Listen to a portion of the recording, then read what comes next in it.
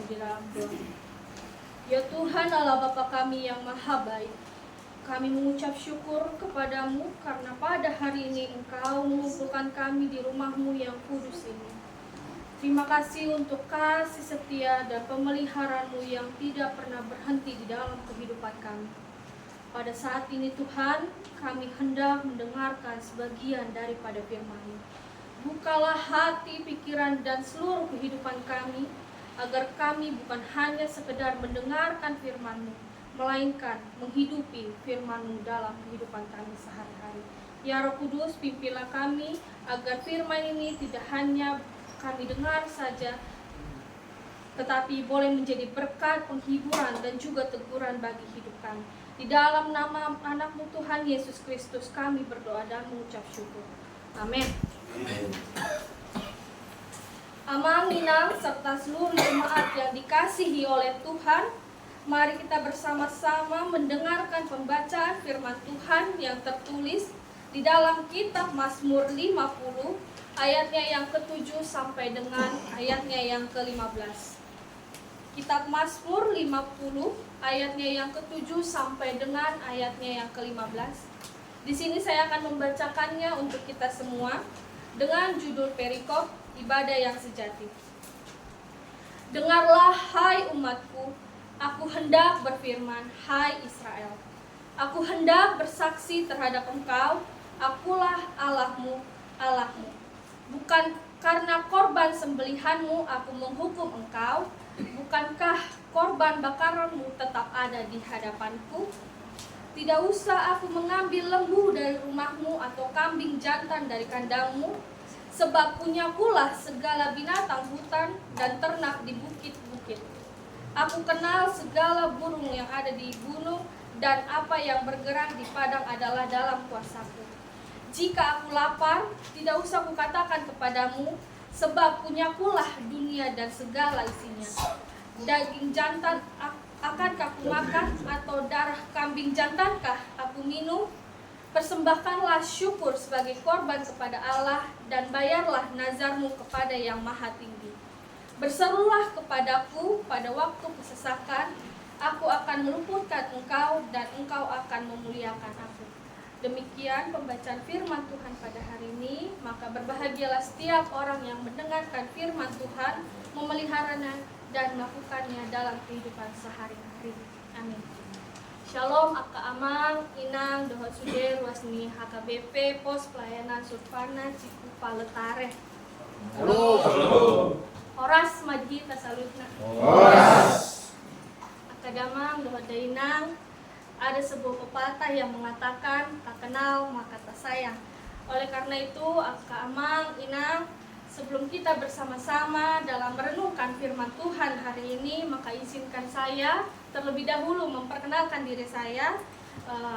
Nama saya Ronauli Lisnaris Mamora, yang merupakan mahasiswi Fakultas Teologi Angkatan 2023 Universitas Kristen Satya Wacana Salatiga. Dainang Pangitubu, Boru Silaban, Opung Boru Sian Oma, Boru Siregar, Molo Opung Boru Sian Bapak, Boru Tambunan. Mungkin itu perkenalan singkat kita mengenal.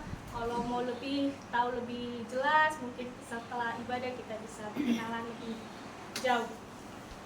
Amang, Inang, serta jemaat Tuhan yang terkasih, pada minggu ini kita sama-sama merayakan Minggu 1 setelah Trinitatis, di mana kita akan bersama-sama merenungkan tema yang telah diberikan sinode kepada kita, yaitu dunia dan segalanya isi adalah milik Tuhan, berdasarkan kitab Mazmur 50 ayat yang ke-7 sampai dengan yang ke-15. Biarlah menginang melalui firman ini kita semakin menyadari bahwa segala sesuatu yang kita miliki adalah berasal dari milik Tuhan.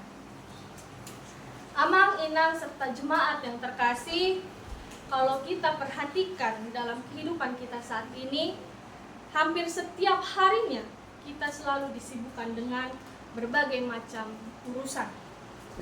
Ada yang bekerja dari pagi hingga malam, ada juga yang sedang berjuang memenuhi kebutuhan keluarga, ada juga yang sedang membangun sebuah usaha, dan juga ada yang sedang memikirkan tentang masa depan anak-anaknya. Amang Inang, ini merupakan suatu hal yang baik bagi kita sebagai umat manusia.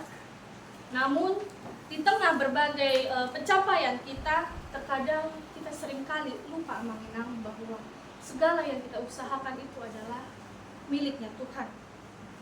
Padahal Amang Inang, jika kita merenungkan sejenak, bukankah kesehatan yang kita miliki, keluarga, pekerjaan, atau bahkan kesempatan, nafas kehidupan yang kita rasakan sampai saat ini, itu adalah anugerah daripada Tuhan. Karena itu, firman ini kembali hendak mengingatkan kita untuk sama-sama menyadari bahwa dunia dan segala isinya ini adalah karya milik Tuhan.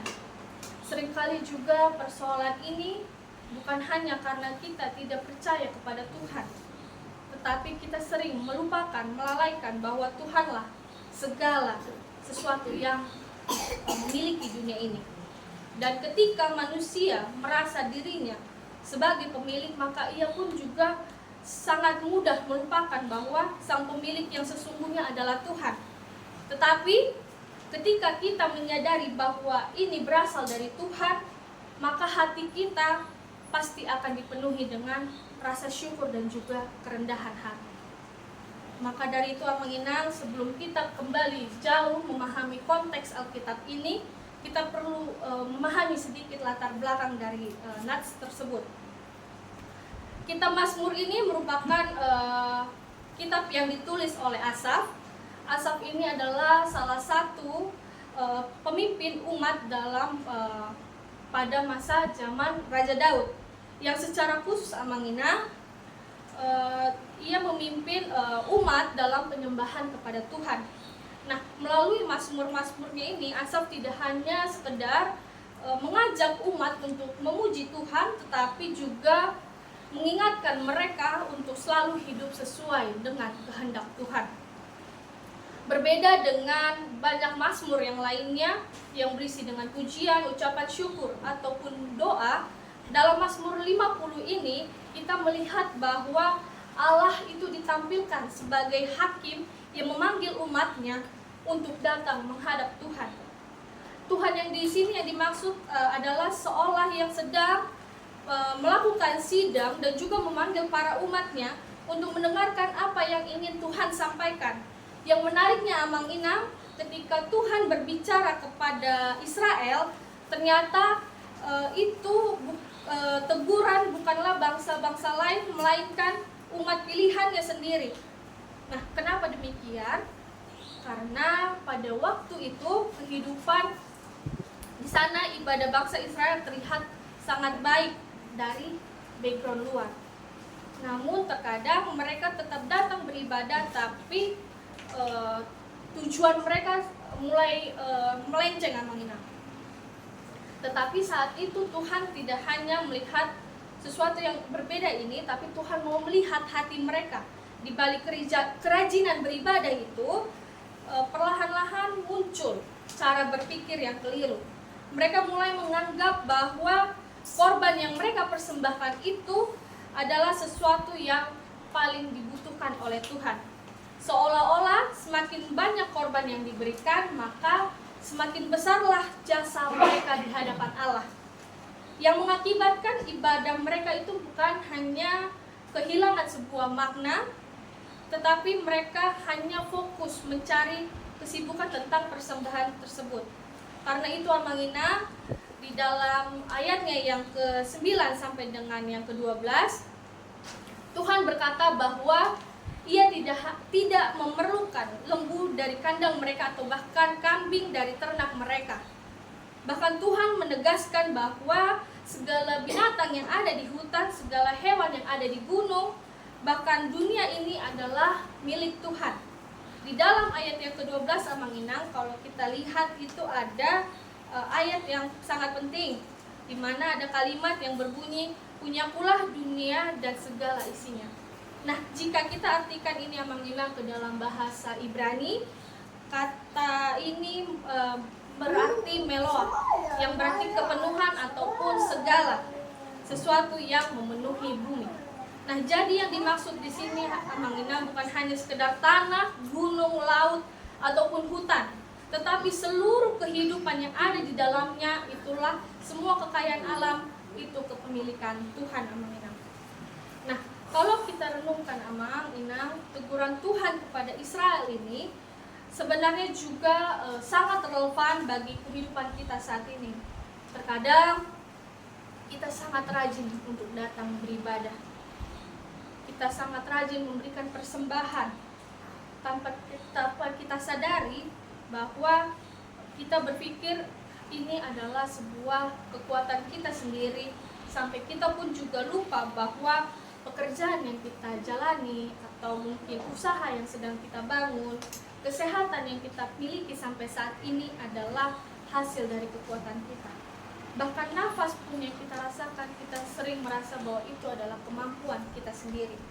Maka Mazmur 50 ini Tuhan ingin mengembalikan cara pandang umatnya. Tuhan ingin mengingatkan bahwa Dia bukanlah Allah yang bergantung kepada manusia, melainkan manusialah yang bergantung sepenuhnya kepada Allah. Karena itu Tuhan di sini mengingatkan bahwa segala isinya adalah milik Tuhan. Maka kita juga perlu menyadari bahwa hidup kita yang sepenuhnya berada di dalam tangannya ini memiliki bentuk cara kita memandang diri kita sendiri, memandang berkat yang kita miliki, bahkan memandang hubungan kita dengan Tuhan setiap harinya seperti apa. Nah, Amang Inang, jika kita renungkan firman ini, ada 3 pokok teologis yang saya temukan yang ingin Tuhan sampaikan kepada kita. Yang pertama, Amang Inang, sadarlah bahwa segala sesuatu yang kita miliki berasal dari Tuhan. Terkadang sering juga kita memiliki segalanya sampai berkata, ini rumahku, ini usaha saya, ini hasil kerja saya. Memang betul Amang Inang, tapi firman Tuhan hari ini mengingatkan bahwa di balik semua usaha jerih payah kita, disitulah ada campur tangan Tuhan yang selalu mendukung setiap kehidupan kita. Lalu yang kedua Amang Inang, Tuhan menghendaki hati yang bersyukur, bukan hanya sekadar ritual keagamaan. Ini menjadi teguran Tuhan untuk kita dan juga bangsa Israel dalam Mazmur 50, di mana mereka yang sangat rajin mempersembahkan korban bakaran bagi Tuhan, tetapi hati mereka mulai jauh dari Tuhan. Mereka sangat sibuk menjalankan ibadah, tetapi kehilangan makna dari ibadah itu sendiri. Bukankah keadaan seperti ini juga sering kita alami Amang Inang, di mana kita sering sekali datang beribadah setiap minggunya, tetapi kita juga sering kali memberikan persembahan hanya untuk mendapat berkat kembali daripada Tuhan. Lalu pertanyaannya Amang Inang, apakah hati kita benar-benar sungguh mengasihi Tuhan? Apakah ibadah yang kita bangun itu adalah lahir dari rasa syukur kita dan juga kerinduan kita untuk memuliakan nama Tuhan? Amang Inang yang dikasihi Tuhan, Tuhan tidak membutuhkan persembahan kita untuk memperkaya dirinya. Sebab Amang Inang sudah diperjelaskan bahwa segala isinya ini adalah milik Tuhan. Yang Tuhan rindukan saat ini adalah hati yang datang untuk penuh rasa syukur dan juga kerendahan hati. Dengan kata lain Amang Inang, ibadah yang sejati bukan hanya tentang apa yang kita lakukan di dalam pergerejaan, tetapi bagaimana kita menghidupi firman Tuhan itu di dalam kehidupan kita hari lepas hari. Lalu di poin yang ketiga Amang Inang, Tuhan mengundang kita untuk berseru kepadanya di dalam setiap keadaan. Dalam ayat 15 dikatakan, berserulah kepadaku pada waktu kesesakan. Aku akan meluputkan engkau dan engkau akan memuliakan aku. Betapa indahnya janji Tuhan, Amang. Tuhan tidak berkata, datanglah kepadaku setelah masalahmu selesai. Tuhan juga tidak berkata, selesaikanlah dahulu pergumulanmu dengan kekuatanmu sendiri. Tetapi apa, Manginang? Sebaliknya Tuhan justru mengundang kita untuk datang kepadanya di dalam kesesatan. Mungkin hari ini di antara kita, Manginang, ada yang sedang bergumul dengan masalah keluarga, kesehatan, ekonomi, pekerjaan, pendidikan, ataupun pelayanan. Tapi firman Tuhan pada hari ini kembali mengingatkan kita, Manginang, bahwa kita tidak perlu memikul semuanya seolah diri kita mampu kuat menahan beban itu. Ada Tuhan yang membukakan tangannya dan berkata, datanglah kepadaku. Ketika kita berseru kepadanya dengan iman kita, kita sedang mengakui, yang Manginang, bahwa hidup kita berada di dalam tangan kasih Tuhan. Kita sedang mengakui bahwa Tuhanlah sumber pertolongan yang sejati. Maka dari itu, Manginang, ada sebuah cerita di mana ini bisa mempermudah kita memahami firman Tuhan. Ada kisah seorang petani yang hidup dari hasil ladangnya. Setiap hari petani ini rajin, bahkan pagi-pagi sekali dia sudah pergi ke ladang. Pagi-pagi dia sudah mulai mencangkul, menanam benih, dan juga membersihkan rumput-rumput yang ada di ladang. Bahkan dia sangat rajin merawat ladangnya. Sampai suatu ketika mengenal tahun demi tahun berlalu dan hasil panennya pun selalu melimpah. Gudangnya pun bahkan sampai penuh.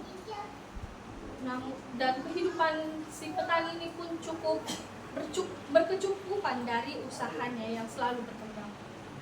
Tapi tanpa ia sadari, keberhasilan itu membuat hatinya menjadi sombong, membuat hatinya berubah. Ia mulai berpikir bahwa segala yang ia miliki itu adalah hasil jeripayahnya, hasil usahanya sendiri. Padahal itu adalah campur tangan Tuhan di dalamnya. Lalu Manginang, pada satu tahun datanglah sebuah musim kemarau yang sangat berkepanjangan. Hujan tidak turun, terus tanahnya mulai retak, sampai hingga tanaman itu pun mulai mengering. Dan hasil panennya pun tidak sesuai dengan apa yang si petani ini harapkan. Semua usaha yang ia lakukan seakan-akan tidak mampu menyelamatkan ladangnya itu. Nah, saat itulah Manginang, si petani ini mulai termenung di tengah ladangnya yang kering itu. Nah, di dalam perenungannya Manginang, ia mulai menyadari sesuatu. Ia memang bisa menanam benih itu, tetapi di dalam pikirannya ia tidak bisa mendatangkan hujan. Dan pada saat itulah Manginang ia menyadari bahwa hasil kerja kerasnya selama ini bukan karena kekuatan dia, tetapi karena ada Tuhan yang selalu menyertai dia, menolong dia di dalam waktu lepas waktu. Manginang yang terkasih, kita bisa berefleksi apakah kisah petani ini juga seringkali menggambarkan kehidupan kita. Ketika segala sesuatu yang berjalan baik, ketika pekerjaan kita lancar, usaha kita berkembang maju dengan begitu besar, kita terus mendapatkan kesehatan hari lepas hari, keluarga kita, anak cucu, semua diberkati oleh Tuhan, tanpa kita sadar bahwa itu semua terjadi karena pertolongan Tuhan. Tuhan seringkali mengingatkan kepada kita bahwa sesungguhnya kita hidup bukan karena kekuatan kita, melainkan karena pemeliharaannya dalam hidup kita. Sebab pada akhirnya dunia dan segala isinya ini adalah milik Tuhan dan hidup kita berada di dalam tangan pengasihannya. Amang inang yang terkasih, lalu pertanyaannya bagi kita, bagaimana kita menerapkan ini dalam kehidupan kita sehari-hari? Yang pertama, Mang Inang, marilah kita belajar dengan hati yang bersyukur. Jangan hanya mengingat bahwa Tuhan itu datang hanya ketika kita memiliki kesulitan, tetapi juga ingatlah bahwa ketika kita memiliki berkat, kita harus selalu mengingat Tuhan di setiap harinya. Yang kedua, Mang Inang, mari kita menggunakan segala sesuatu yang Tuhan percayakan kepada kita dengan bijaksana. Baik itu waktu, talenta, pekerjaan, keluarga, kesehatan, bahkan juga harta duniawi yang kita miliki. Ingatlah Mang Inang bahwa semua itu adalah titipan dari Tuhan yang harus kita pegang untuk memuliakan nama Tuhan. Kemudian Mang Inang yang ketiga, mari kita menjaga ciptaan Tuhan itu. Jika di dunia dan segala isinya ini adalah milik Tuhan, maka itu Mang Inang kita kembali dipanggil. Tuhan memanggil kita untuk merawat lingkungan kita, menghargai sesama kita, dan juga menggunakan sumber-sumber daya yang ada dengan penuh rasa tanggung jawab. Lalu Mang Inang yang keempat yang bisa kita lakukan ketika kita menghadapi pergumulan hidup, janganlah kita berjalan sendiri. Datanglah kepada Tuhan, berserulah kepada Tuhan. Sebab Tuhan tetap bekerja dan juga memelihara kehidupan kita hari lepas hari. Amang Inang, sebelum kita juga menutup perenungan firman Tuhan hari ini, ada satu refleksi yang pernah saya dengar dari, mungkin kita sama-sama kenal, Melisa dan juga Melita Sidaputra, yang mengajukan pertanyaan, apa sih yang mau kita cari di dunia ini? Secara tegas sama Winang, ini juga memberikan saya teguran, apa yang mau kita cari di dunia ini? Secara tegas pun mereka juga menjelaskan bahwa itu semua itu hanya bonus dari Tuhan. Goals kita sebagai anak Tuhan bukanlah untuk menguasai seluruh dunia ini, tetapi bagaimana kita mau menghidupi supaya kita kekal bersama Tuhan nantinya di surga. Maka dari itu Amang Inang, dari nats firman Tuhan hari ini juga kembali mengingatkan hal yang sama kepada kita. Tuhan selalu berkata, punya pula dunia segala isinya. Yang artinya yang kita miliki yang menginang saat ini itu hanyalah titipan dari Tuhan.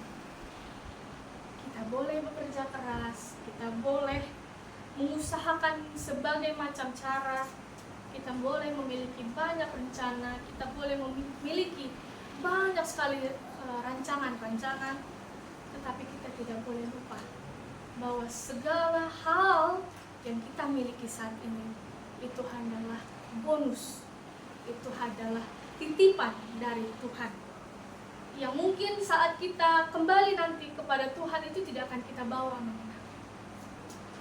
Maka dari itu teruslah ingatlah Tuhan, jangan sampai kita melupakan bahwa Tuhanlah sebagai sumber segala berkat yang kita miliki saat ini. Maka dari itu Amang Inang, sepulang kita dari ibadah ini, marilah kita sama-sama bertanya pada diri kita masing-masing. Apakah hidup kita ini semakin dekat kepada Tuhan, atau justru kita semakin sibuk dengan hal-hal yang duniawi? Mungkin kita bisa sama-sama merefleksi dan mengingat, sudahkah kita dekat kepada Tuhan? Atau kita hanya seringkali dekat saat kita butuh pada Tuhan? Di saat kita memiliki banyak berkat, kita malah fokus ke hal yang duniawi saja. Maka itu mengingat, marilah kita hidup dengan hati yang selalu bersyukur, di mana kita selalu menggunakan setiap berkat itu hanya untuk memuliakan nama Tuhan. Dan teruslah mengenal kita mengandalkan Tuhan di setiap apapun yang kita rencanakan, apapun yang kita rancangkan hari lepas hari. Kiranya melalui firman ini kita terus selalu memiliki harapan bahwa segala hal yang kita miliki itu adalah bonus. Amin. Kita berdoa. Ya Tuhan Allah Bapa kami yang penuh kasih, kami bersyukur Tuhan untuk firman-Mu yang boleh kami dengarkan pada saat ini. Tuhan, ajarlah kami untuk selalu mengingat bahwa dunia dan segala isinya ini adalah milik-Mu. Tolong kami Tuhan sebagai jemaat-Mu, agar kami tidak menjadi jemaat yang sombong ketika kami diberkati, kami putus ketika kami memiliki kesulitan, dan senantiasa hidup dalam ucapan syukur kepada-Mu. Tuhan, mampukan kami menjadi pengelola yang setia atas setiap berkat yang Engkau titipkan kepada kami. Ajarkan kami Tuhan menggunakan waktu ini, talenta yang boleh kami terima, bahkan pekerjaan, keluarga kami, dan juga segala ini hanya demi kemuliaan nama-Mu. Kami juga menyerahkan seluruh kehidupan jemaat-Mu hari lepas hari. Berkati setiap keluarga, pekerjaan, usaha, pendidikan, pelayanan, serta pergumulan yang sedang jemaat-Mu hadapi. Kuatkan yang lemah Tuhan, hiburkan yang berduka cita, sembuhkan yang sedang mengalami sakit, dan cukupkanlah yang sedang berkekurangan. Di dalam nama anak-Mu Tuhan Yesus Kristus, Juru Selamat kami yang hidup. Amin. Amin.